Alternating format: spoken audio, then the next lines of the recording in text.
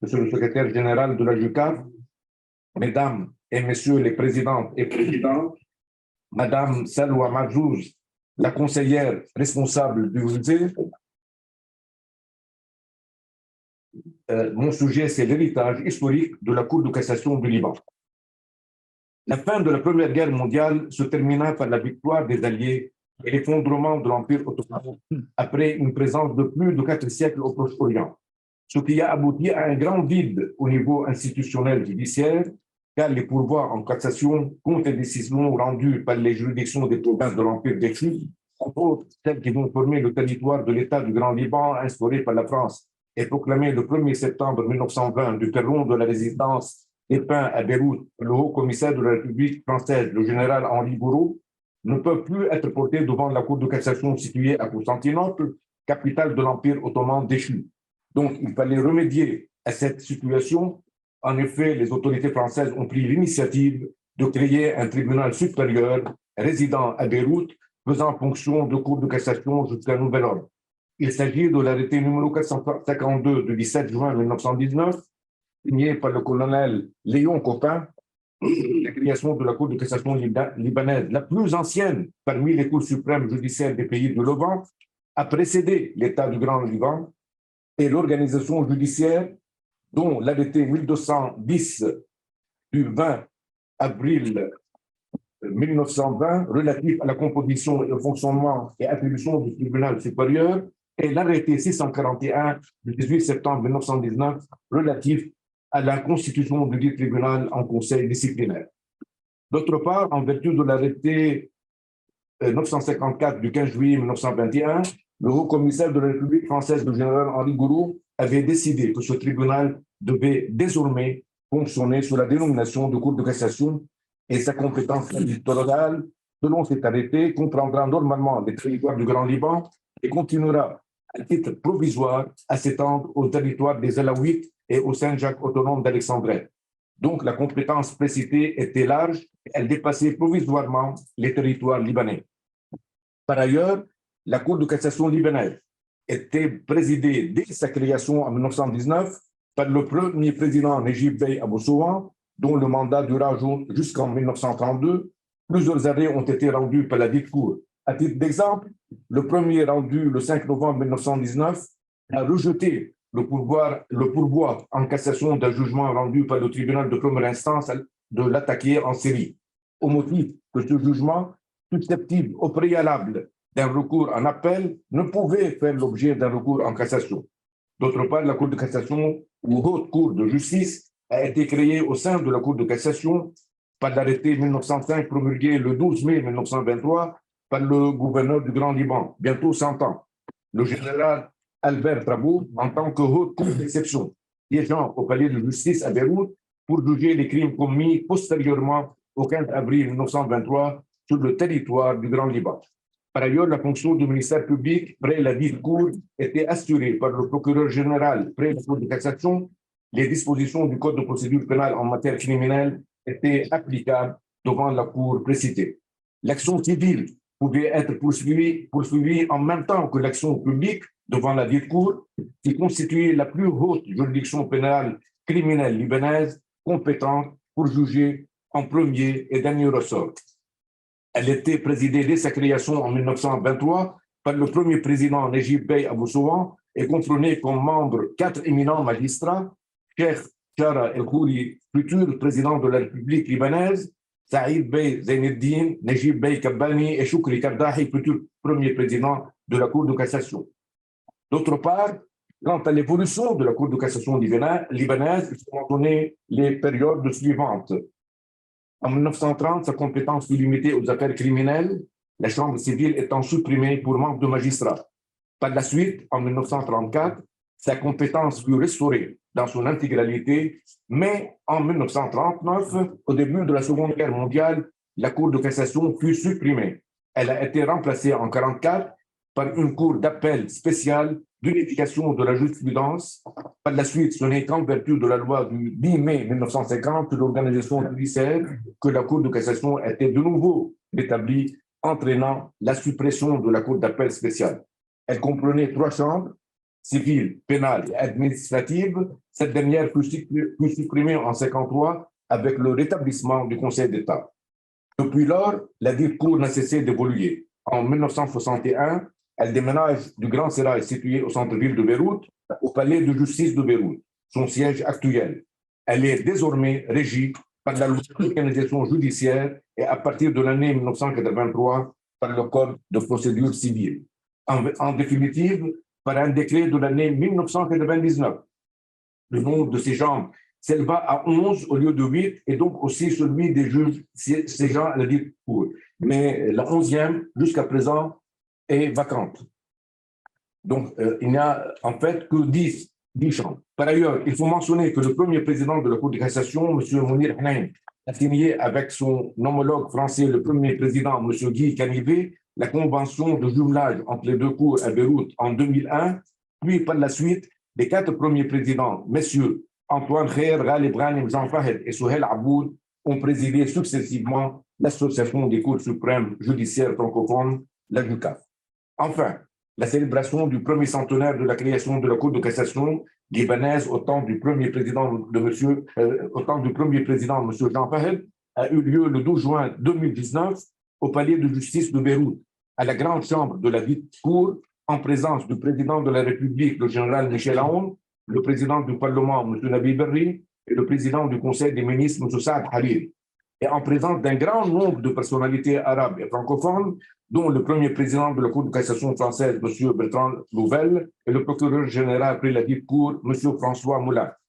Par ailleurs, à l'occasion de la célébration du premier centenaire précité, le colonel Copin, étant à l'origine de la création de la Cour de cassation libanaise, son nom a été donné à l'espace situé à côté de la grande chambre de la dite cour et qui est destiné à être la bibliothèque numérique de la Cour de cassation.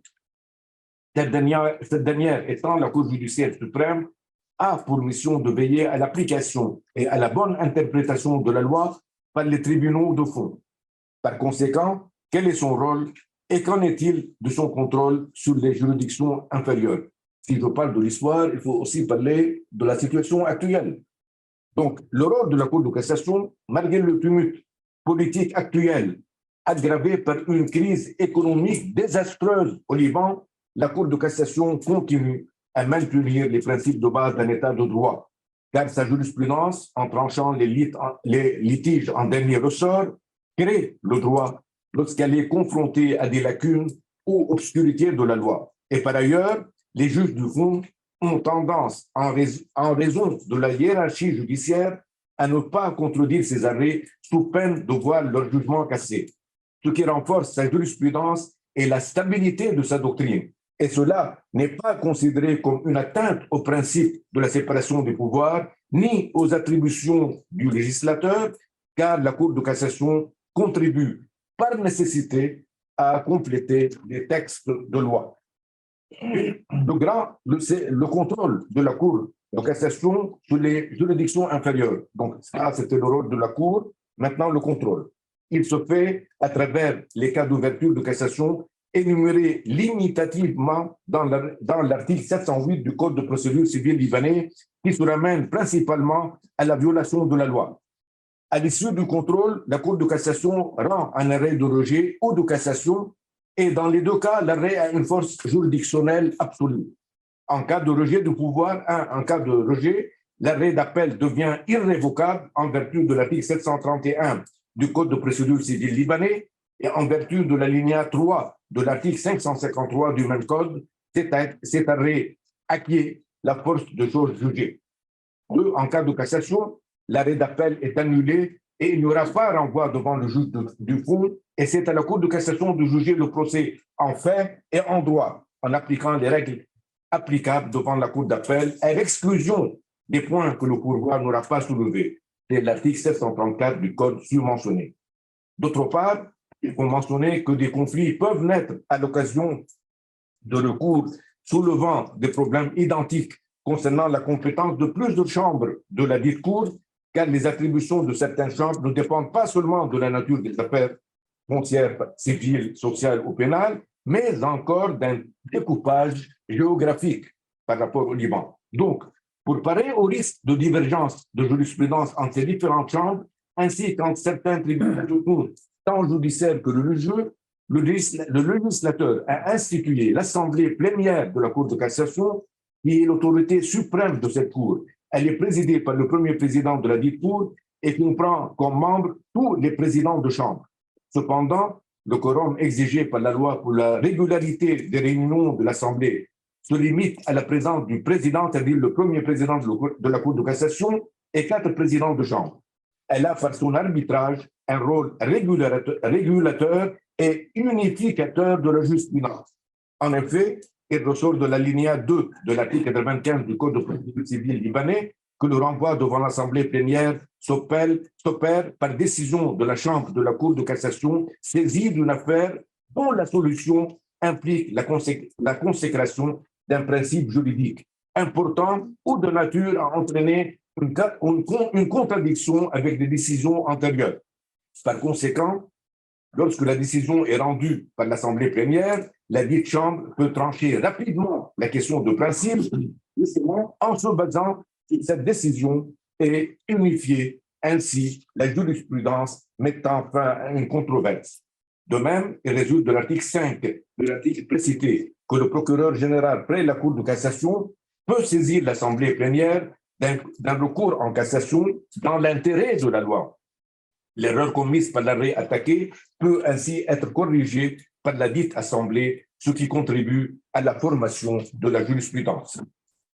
Enfin, s'agissant de la Cour de justice ou Haute Cour de justice, son statut est actuellement bien confirmé et n'a cessé d'évoluer. Elle constitue la Cour suprême criminelle et elle est présidée actuellement, comme c'était le cas lors de sa création au sein de la Cour de cassation en 1923, donc bientôt 100 ans, le premier président de cette dernière Cour, c'est-à-dire le premier président actuel, M. Souheil Aboud, est constitué de 4 magistrats de la Cour de cassation, présidents de chambre et conseillers en tant que membres, qui sont nommés par décret pris sur proposition du ministre de la Justice après consultation du Conseil supérieur de la magistrature.